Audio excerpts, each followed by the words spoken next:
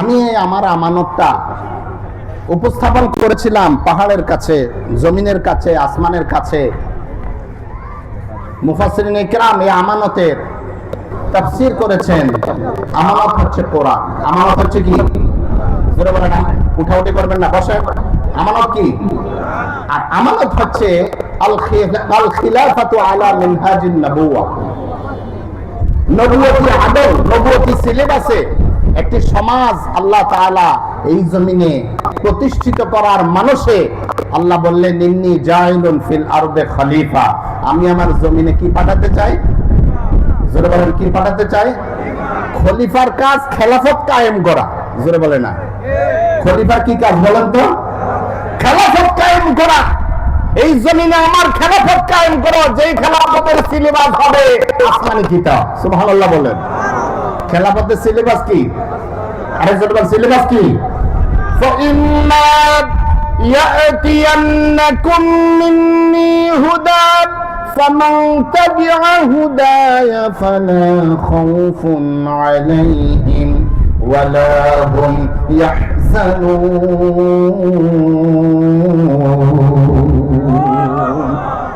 আমার পক্ষ থেকে তোমাদের কাছে পথ নির্দেশ এসেছে, হেদায়েত এসেছে। যে ব্যক্তি, যারা, যে সমাজ, যে দেশ আমার এই হেদায়েতের অনুসরণ করবে, আমার এই হেদায়েত কি? এই কোরআনের বিধান, কোরআন ব্যক্তির জন্য, কোরআন পরিবারের জন্য, কোরআন সমাজের জন্য, কোরআন রাষ্ট্রের জন্য, কোরআন বিশ্ব মানবতার জন্য। সুবহানাল্লাহ বলেন। ব্যক্তির জন্য কোরআন ব্যক্তি মেনে চলবে, পরিবারের জন্য কোরআন পরিবার মেনে চলবে, সমাজের জন্য কোরআন সমাজ মেনে চলবে, রাষ্ট্রের জন্য কোরআন রাষ্ট্রের সংবিধান বানাবে, বিশ্ব মানবতার জন্য কোরআন। সারা পৃথিবীর মানুষ এক সিলেবাসে চলবে। একটা সিলেবাসের নমুনা কি দেখাতে পারি? দেখাতে পারি?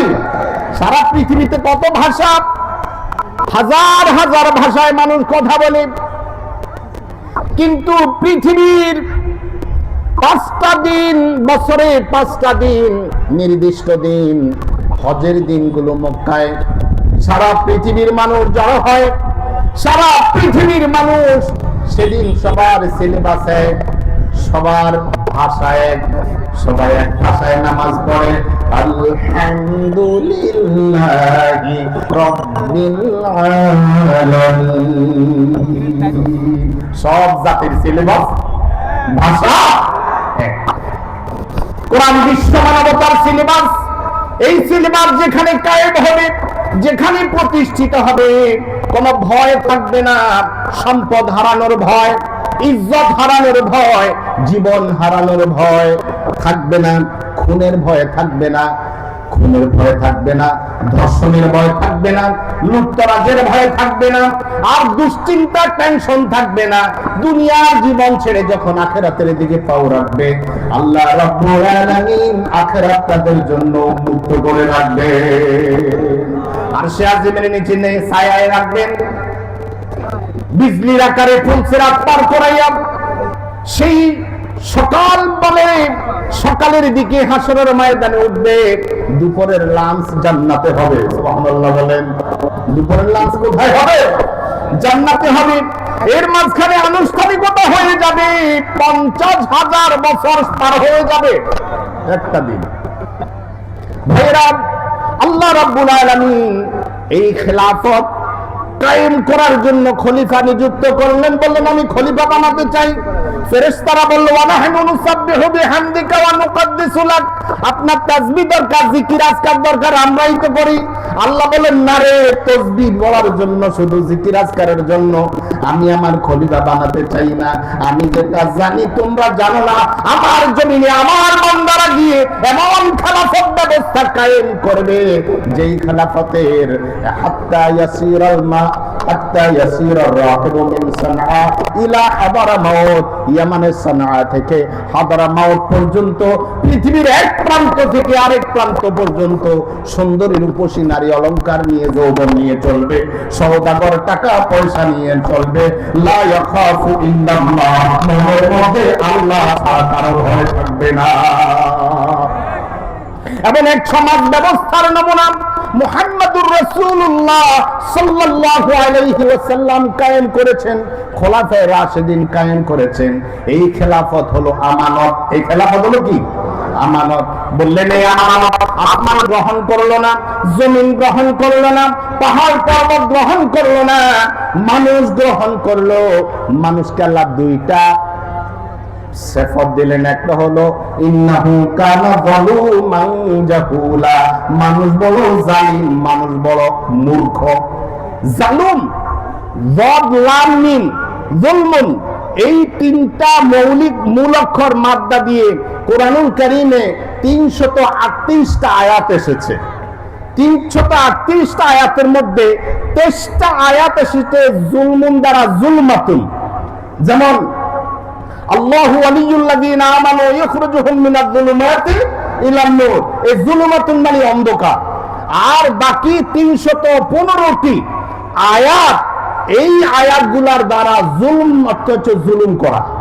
জুলুম করা যেমন বলা হয়, রাস্তায় একটা ছেলেকে মারতেছে কয়েকজনে মিলে ধরে, যেই অপবাদে মারতেছে, এই চুরি করছে, সেই চুরি করছে, এটা করছে, সেটা করছে।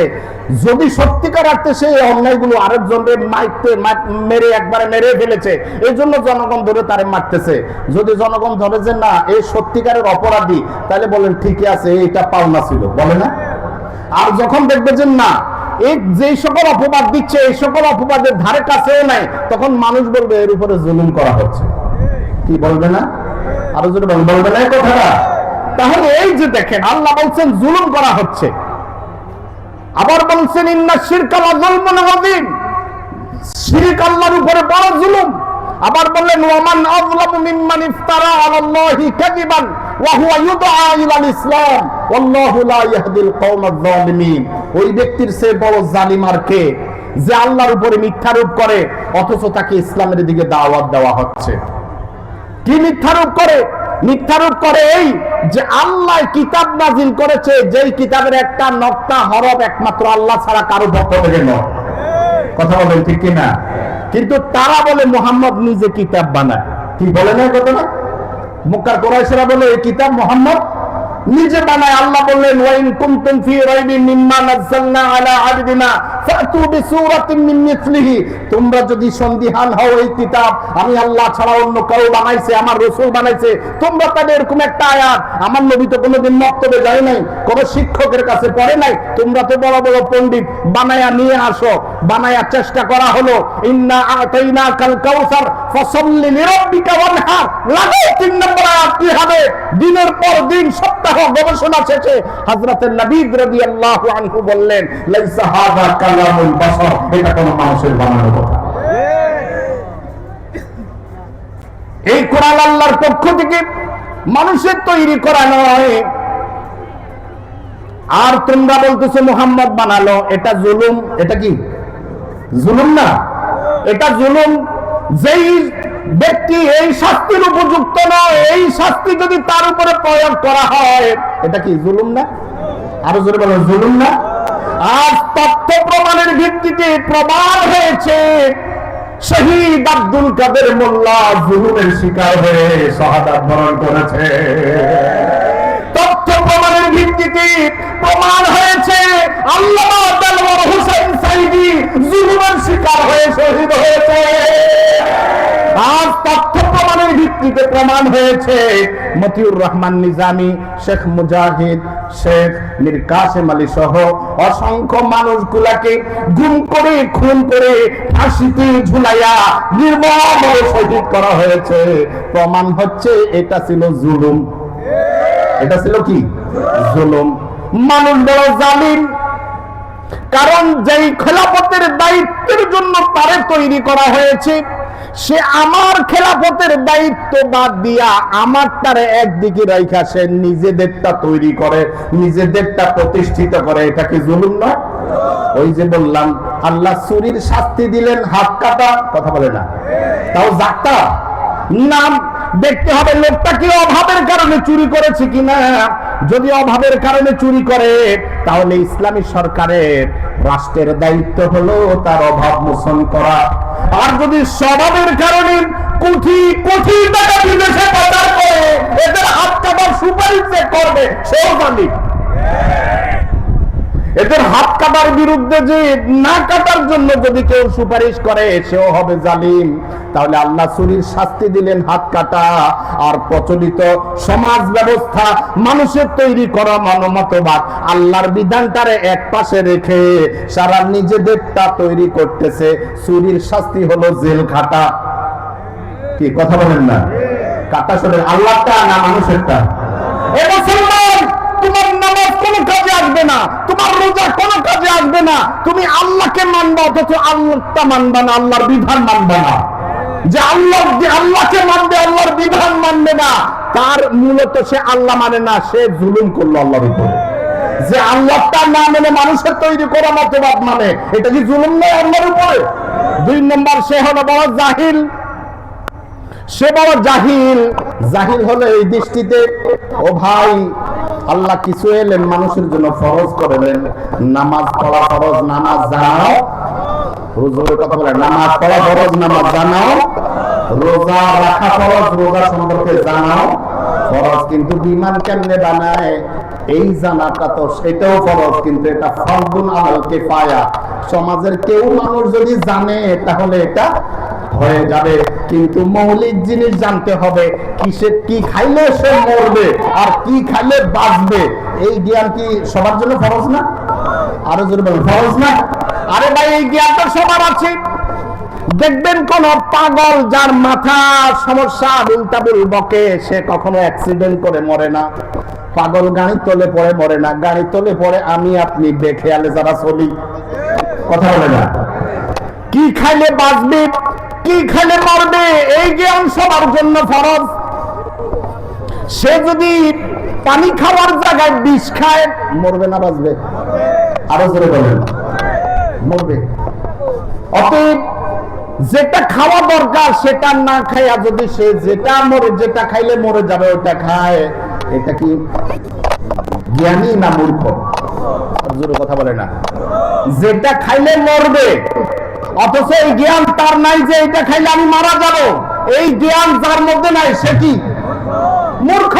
তাহলে মুসলমান, যেই পথে চললে, যেই দিন মানলে তুমি জাহান্নাম থেকে মুক্তি পেয়ে জান্নাতে যাবা, এই জ্ঞান তোমার নাই, তুমি জাহান্নামের দিকে হাঁটতেছ, তুমি মানুষের তৈরি করা মতবাদের দিকে হাঁটতেছ। সেটা কায়েম করার জন্য, প্রতিষ্ঠিত করার জন্য তোমার জীবনে শেষ করে দিয়েছ রাজনীতি করতে করতে। তো তোমার মতো মূর্খ আল্লাহ তোমাকে পাগল নয়। কারণ কোন পথ জান্নাতের পথ, কোন পথ জাহান্নামের পথ, এই পথ তুমি চিনো না। কথা বলেন, জান্নাতের পথ কোনটা, জাহান্নামের পথ কোনটা, এটা চিনা ফরজ কিনা? জোরে বলেন, ফরজ কিনা? শুধু হুজুর বলবেন না, প্রত্যেক মুসলমান নরমানের উপরে ফরজ। কোন পথ জান্নাতের পথ? জান্নাতের পথ হলো ইসলাম। সুবহানাল্লাহ বলেন। জান্নাতের পথ কি? আরো জোরে বলেন, জান্নাতের পথ কি? ইসলাম। ইন্না হাদাল কুরআন ইয়াহদি লিল্লাতী হিয়া আকওয়াম ওয়া ইউবাশশিরুল মুমিনিনা আল্লাযীনা ইয়া'মালুনাস সালিহাত আন্না লাহুম আজরান কাবীরা। ও মুসলমান, কোরআন মানুষকে হেদায়েতের পথ দেখায়, কোরআন মানুষকে সুসংবাদ দেয়। এই কোরআন যদি মানো, এই কোরআন যদি পড়ো, এই কোরআন যদি বিশ্বাস করো, জীবনের প্রত্যেকটি ক্ষেত্রে সেক্টরে কোরআনকে যদি প্রতিষ্ঠিত করো, কোরআনকে যদি আমলে আনো, কোরআনের দায়ী যদি হতে পারো, মানুষকে যদি কোরআনের দিকে ডাকো, হুদিয়া ইলা সিরাতুল মুস্তাকিম, আল্লাহ তোমার সিরাতুল মুস্তাকিমে উঠাবেন। ও মুসলমান, আল্লাহ রাসূল বলছেন, তুমি কোরআনের দিকে মানুষকে যদি ডাকো, আল্লাহ তোমার সিরাতুল মুস্তাকিমে চালাবে। যেই সিরাতুল মুস্তাকিম প্রতিদিন শুধু সুন্নতের রাওয়াতের যেটা, ফরজ যেটা, বিতির যেটা, এই 29 রাকাত নামাজে 29 বার তুমি আল্লাহর কাছে চাও, আল্লাহ আমারে সোজা রাস্তা দেখাও। কি রাস্তা? আরো জোরে বলেন, কি রাস্তা? আল্লাহ আমারে একটা সোজা রাস্তা দেখান, একটা সঠিক রাস্তা দেখান। তারিকুল মুসিলাতি ইলাল জান্নাহ, এমন এক রাস্তা দেখান যেই রাস্তাটা সোজা জান্নাতের সাথে মিলিত হয়েছে। যেই রাস্তা সোজা জান্নাতের সাথে মিলিত হয়েছে, ওই রাস্তা হলো নবীগণের রাস্তা। সিরাতান নাবিয়্যিন ওয়াস সিদ্দিকিন ওয়াস শুহাদা ওয়াস সালিহিন। সমস্ত নবীগণ আদম আলাইহিস সালাম থেকে শুরু করে মুহাম্মদ সাল্লাল্লাহু আলাইহি ওয়াসাল্লাম পর্যন্ত সব নবীগণ এই রাস্তায় চলেছেন। সমস্ত শহীদগণ, সমস্ত সিদ্দিকগণ, নেককার বান্দাগণ তারা এই রাস্তায় চলে আশারায়ে মুবাশশারা জান্নাতের সার্টিফিকেট পেয়েছেন। এই রাস্তায় চলো। আল্লাহর পয়গম্বর বলেছেন, এখন যেটা বলবো, রাসূল যেটা সিরাতুল মুস্তাকিম পাওয়ার জন্য যেই সিলেবাসটা, যেই ওষুধটা দিলেন, আপনারা কি ওষুধটা নিতে রাজি আছেন? আরো জোরে বলুন, রাজি আছেন? সিরাতুল মুস্তাকিমের জন্য আল্লাহর পয়গম্বর বলেছেন, ওয়ামান দাআ ইলাইহি হুদিয়া ইলা সিরাতিন মুস্তাকিম। কোরআনের দিকে যে মানুষকে ডাকবে, কোরআনের দিকে যে মানুষকে আহ্বান জানাবে, আল্লাহ তারে সিরাতুল মুস্তাকিমে পরিচালিত করবেন। এখন বলেন, আপনি কোরআনের দাওয়াত বাদ দিয়া আপনি কোন দলের দাওয়াত দিবেন রে ভাই? আপনার যেই দল আপনি করবেন, ওই দলের দাওয়াত দিলে সিরাতুল মুস্তাকিম পাওয়ার কোনো গ্যারান্টি, বরং আপনার দল আপনার জাহান্নামের দিকে নিয়ে যাচ্ছে। কারণ তার তদন্তের পর যেই দলে আল্লাহর কোরআনের বিধানগুলি নাই, যেই দলে আল্লাহর কোরআনের বিধানগুলি উপেক্ষিত হবে, কোরআনের অনুশাসন থাকবে না, নামাজ কায়েম থাকবে না, যাকাত ভিত্তিক অর্থনীতি থাকবে না, আমরে বিল মারুফ থাকবে না, নহি আনিল মুনকার থাকবে না, পর্দার বিধান থাকবে না, সুদমুক্ত অর্থনীতি থাকবে না, আল্লাহর কোরআনের বিধিবিধান যেই দলে, যেই গঠনতন্ত্রে জায়গা পাবে না, ওটা তাগুতের গঠনতন্ত্র, ওটা তাগুতের মতবাদ। এই মতবাদে যারা শামিল হবে, এই মতবাদকে যারা সুপারিশ করবে, এই মতবাদকে যারা সাহায্য করবে, এই মতবাদকে প্রতিষ্ঠিত হওয়ার জন্য শক্তি যোগাবে, আল্লাহর ইজ্জতের কসম, সম্মানের কসম, বরকতের কসম, এটা জাহান্নামের পথ, জাহান্নামের পথ, জাহান্নামের পথ। হেদায়েতের পথ কোরআন। সুবহানাল্লাহ বলে।